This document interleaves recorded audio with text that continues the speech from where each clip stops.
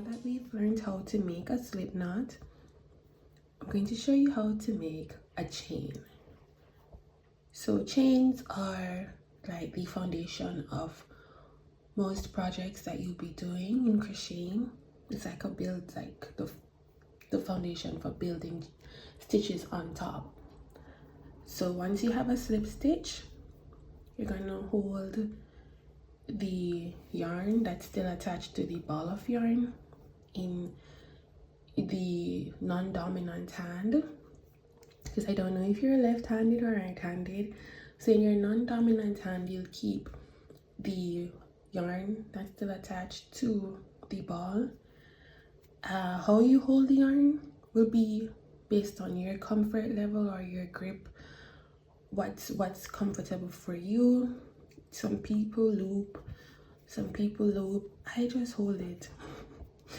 And how you hold your yarn will be based on what's comfortable for you as well. Some hold it like this, some hold it like this.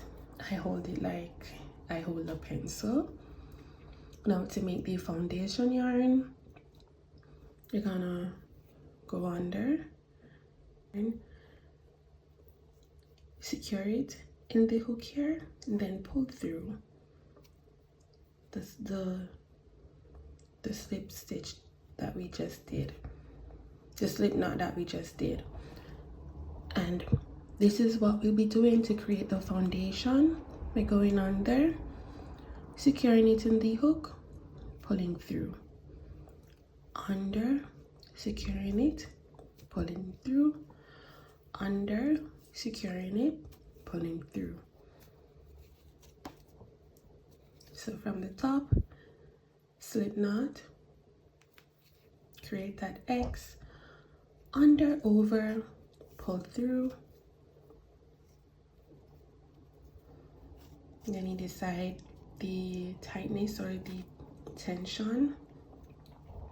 So this tail would have been in your non-dominant hand. You're gonna flip them around so that the tail is in accordance to the hook. You're gonna have to hold on to the tail for tension here so that you can maneuver, while the part that's still attached to the yarn, the ball of yarn, you're gonna hold it in your non-dominant hand.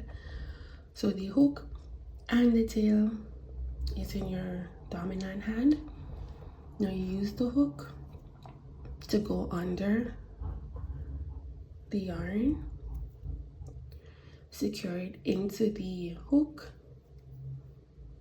Now you put the tail in your non-dominant hand while you're also holding on to the portion that's still attached to the ball of yarn for tension. Secure it into the hook, then you pull through. And you keep doing so, securing it into the hook, pulling through, securing it into the hook, pulling through. So this is how you make your chains.